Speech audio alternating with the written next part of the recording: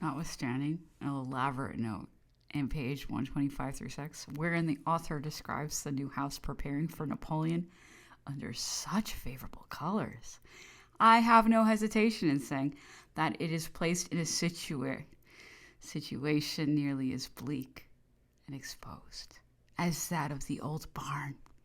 It is equally destitute of shade or water, while on the spot chosen to erect it on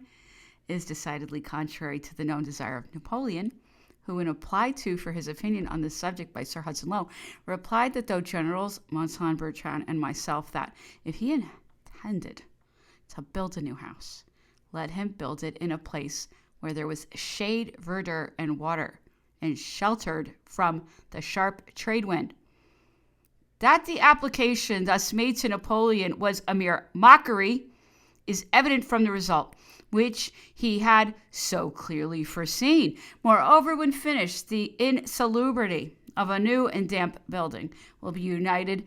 to all the local inconveniences of the old residence. In January last, Napoleon, who had not been out of the house for nearly 6 months before, walked out and viewed the new building constructing for him.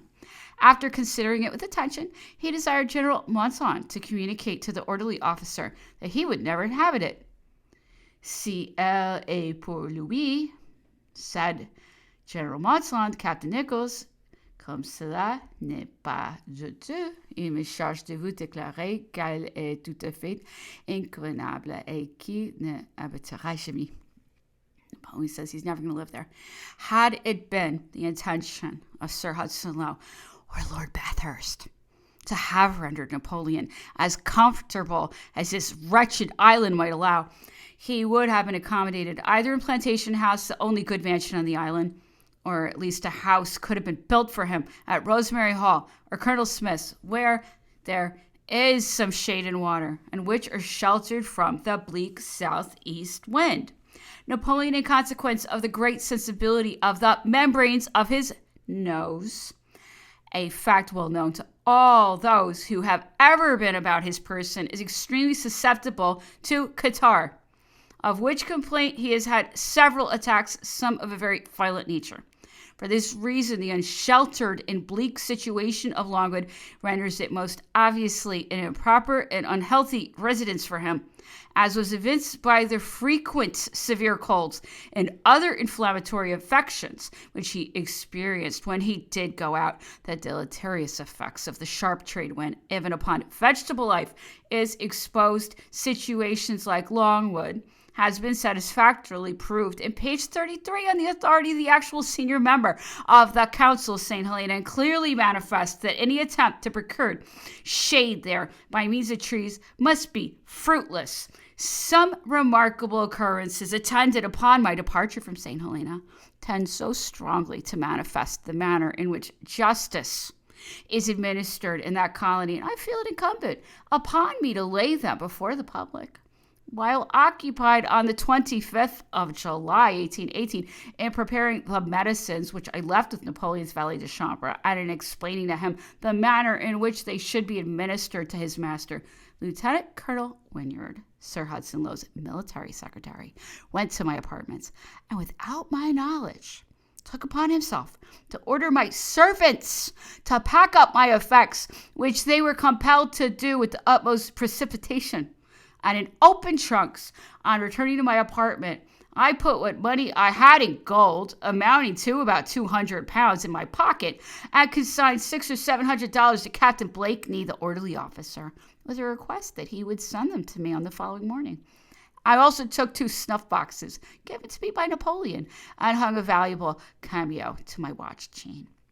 Several articles of jewelry, some of considerable value, I put in my writing desk in the presence of 3 witnesses, and then left Longwood after having received a specific promise from Lieutenant Colonel Wynyard, to whom, in the presence of my servants, I had explained the insecure and open state of my trunks, that one of them should be permitted to remain with my baggage at Hut's Gate, farther than which the lieutenant colonel informed me that he would not allow it to be taken that night. Instead of this promise being fulfilled, the moment I departed from Longwood, Lieutenant Colonel Wynyard galloped on to to Hut's Gate, where he waited until the arrival of my baggage, which he compelled my servants to give up to some person in the government employ, and to proceed themselves to town forthwith, directing, however, one of them to return in the morning with a promise that it should be delivered to him. Accordingly, the next day, Jones, my groom, went up in obedience to these directions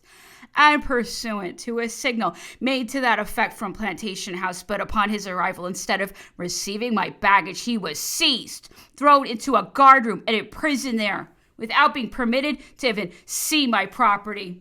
The following day, I reported myself to Rear Admiral Plampin, by whose secretary, Mr. Elliot, I was informed by the Admiral's direction that I was to proceed to England in the Griffin sloop of war. Permission was then given to me by the Admiral to remain on shore until that ship was ready to sail. On my return to town, being desirous to see whatever surgeon might be appointed to attend at Longwood, I wrote to Major Gorker for the governor's information, acquainting him that I had recommended to Napoleon 4 medical gentlemen,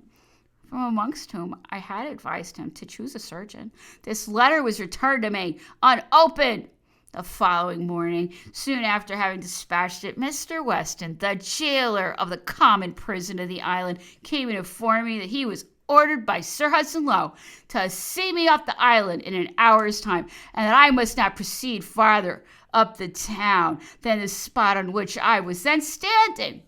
I demanded his authority. He showed me a written order to that effect, of which he allowed me to take a copy, in which he attested himself. No farther communication with any friend was allowed me, and a signal having been made for a lieutenant of the Griffin, I proceeded on board of that vessel, guarded by the jailer,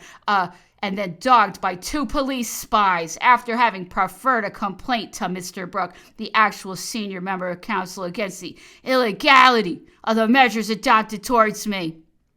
The following morning, I received intimation that my baggage had been secretly rummaged and my papers examined at Hut's Gate. None of my creditors or debtors were allowed access to me, nor was I permitted to proceed on shore to them in order to settle my accounts, and an officer of the 66th Regiment who, by application of Brigadier General Sir George Bingham to the governor, was allowed to transact my affairs, but not permitted to come on board. In order to obtain the necessary information for that purpose from me, several of the army officers and of the most respectable inhabitants who applied for permission to come on board to see me were refused with asperity and menaces. But as it was not in Sir Hudson Lowe's power to prevent naval officers from visiting me, he was obliged to content himself with placing a spy on Ladder Hill, with orders to report the names of all the persons who visited the Griffin, amongst whom were to be found nearly the whole of the officers of the squadron of all ranks.